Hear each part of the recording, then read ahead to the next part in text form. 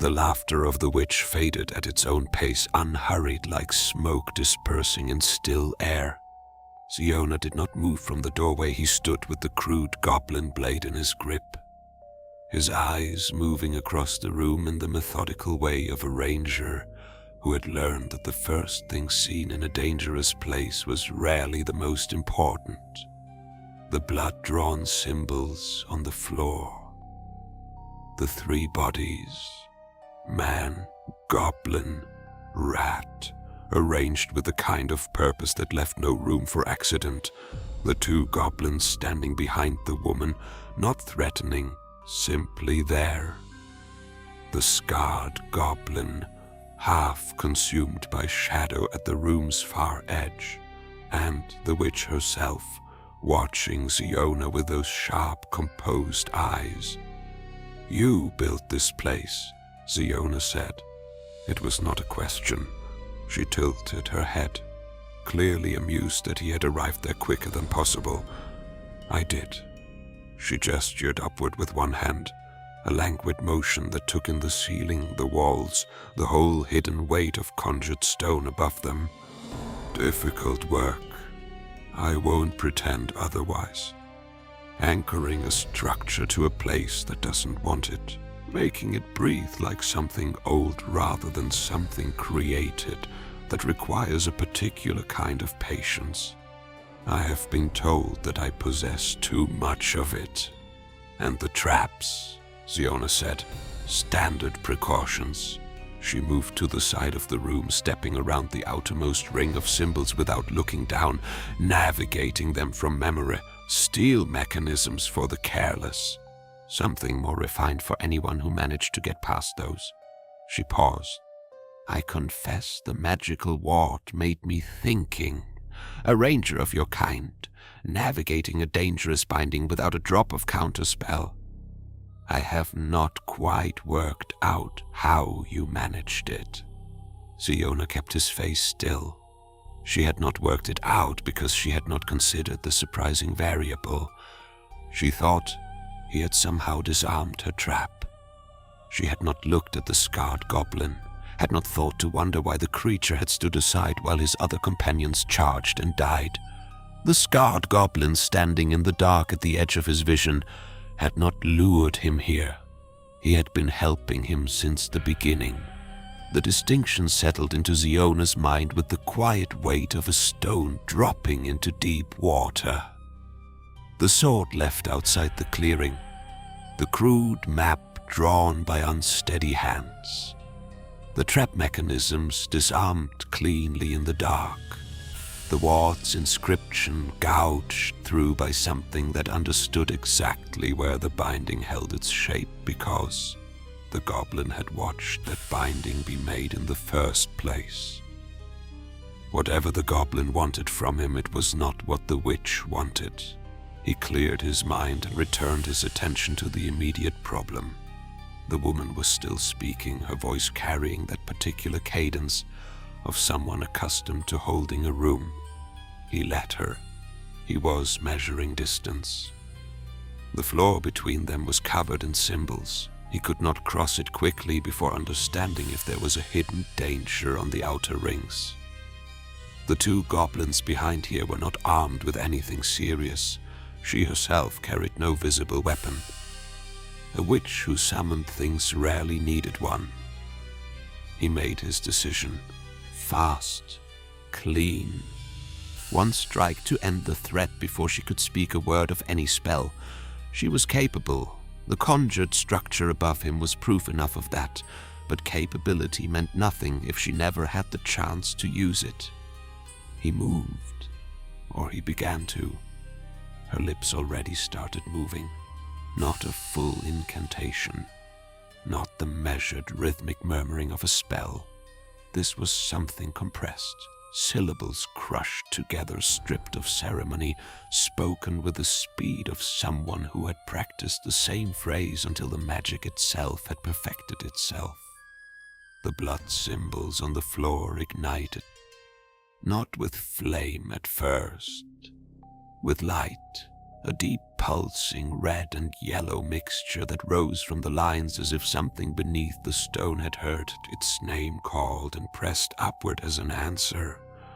The outer rings darkened, the center blazed. The heat that rolled outward was not natural fire. It carried weight, intention, the particular quality of warmth that came from somewhere that did not share the same Xeeona stopped. From the burning center a demon rose. It stood, roughly the height of a man, though the comparison felt generous in the wrong direction. Its form was assembled from suggestion and heat, limbs that moved correctly without quite looking as though they belonged together, a face that held expression without inviting recognition. The sword in its hand was burning to point, not flickering the way torchlight flickered, but burning with steady, relentless hunger. Not one of the great terrors of the deep hells, not the kind of thing that shook mountains or broke the minds of men simply by being perceived. A lesser servant, a sellsword kind called for a specific work, the kind of summoning a genuinely skilled practitioner could accomplish without losing herself in the process. The woman laughed, high and clear, and entirely delighted. The creature attacked Xeeona without a warning. Xeeona dashed left, the burning blade carving through the air where his shoulder had been. Heat rolled across his arm, not from contact, just from proximity, and he hissed through his teeth as the skin tightened. He parried the creature's swing with the goblin sword, and the impact traveled up his arm like a hammer striking an anvil. The blade held, barely. He struck back, twice. Both blows landed on nothing that seemed to care. The creature was fast, faster than Xeeona would have guessed. It pressed him backward to the wall, each swing forcing him to choose between ground and flesh. He gave up his ground. He had less of it than he would have liked. The flaming sword came low. He threw himself over it, rolling hard across the stone floor, and the heat washed across his back like an open furnace door. He came up on his knees, breathing sharp, and found himself looking directly at the scarred goblin. The creature had not moved from its position in the dark. Its yellow eyes were fixed on Xeeona with an expression that had nothing of the fight in it, only the focused, directed urgency of something trying to tell him something without speaking. Goblin's gaze moved, deliberate, unmistakable, to the left wall. Xeeona followed it. There, in the fold of darkness between a jutting shelf of stone and the wall itself, sat a small chest.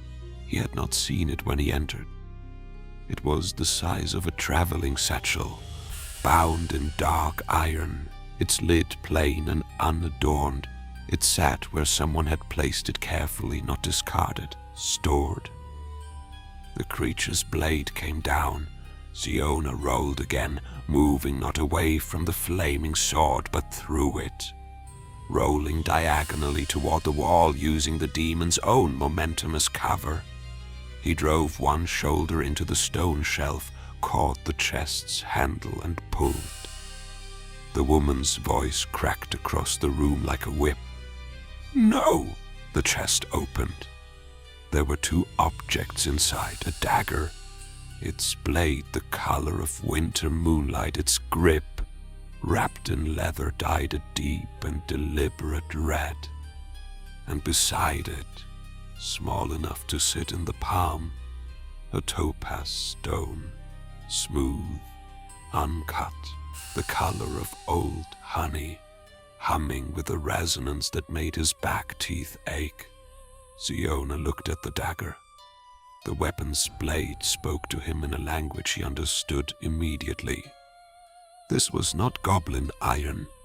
This was not caravan guard steel.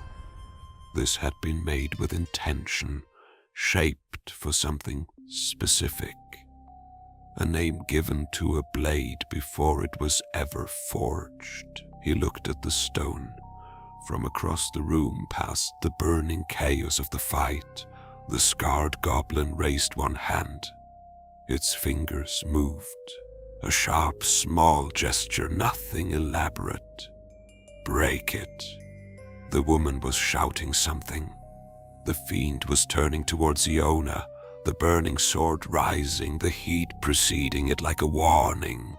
Xeeona threw the topaz onto the stone floor and cracked it open. The crack was small, anticlimactic, the kind of sound a river stone made when another stone struck it. What followed was not. The stone did not shatter cleanly, it exhaled. A column of dark smoke erupted from the break, rising fast, billowing outward, filling the air with the scent of pine resin and old paper, and something else entirely. The smell of a room that had been sealed for a very long time and had made its own climate in the dark. The woman's curse was not in any language Xeeona recognized, but her sentiment was unmistakable. The smoke thinned. A figure stood in it, short, broad through the shoulders in the compact way of someone who had been built for endurance rather than reach. A wide-brimmed hat set tilted on his head, a feather jutting from the band at an angle that could only have been intentional. Brown leather covered him from collar to boot, worn, practical, the gear of a man who had used it and not just worn it. A short crossbow sat in his hands as naturally as a pipe in another man's mouth. He had a wide beard, trimmed close, and a face that had evidently decided some time ago to stay cheerful about the whole business of existing. He looked around the room, he looked at Xeeona, he looked at the fiend with the burning sword, he looked at the woman and her two goblins, he looked back at Xeeona. "Oh, wonderful," he said, with the bright, unhurried tone of a man who had just sat down to a meal he had been looking forward to. "People." He adjusted the crossbow in his grip and started running around. The last place had no people at all, just darkness and that dreadful humming. You have no idea. He paused to fire a bolt at the fiend, which struck the creature in what passed for its shoulder and made it stagger. How tedious the humming becomes after the first 3 months. Xeeona stared at him. "I don't know how long I was in there exactly." The gnome continued, pivoting smoothly. "Time moves strangely in a topaz I found, but I suspect it was a while because I am enormously pleased to be out." He glanced over his shoulder with an expression of genuine warmth. "I'm Gawain, by the way, Gawain Wildbatch. Tremendous to meet you." Xeeona looked at the red-gripped dagger in his hand.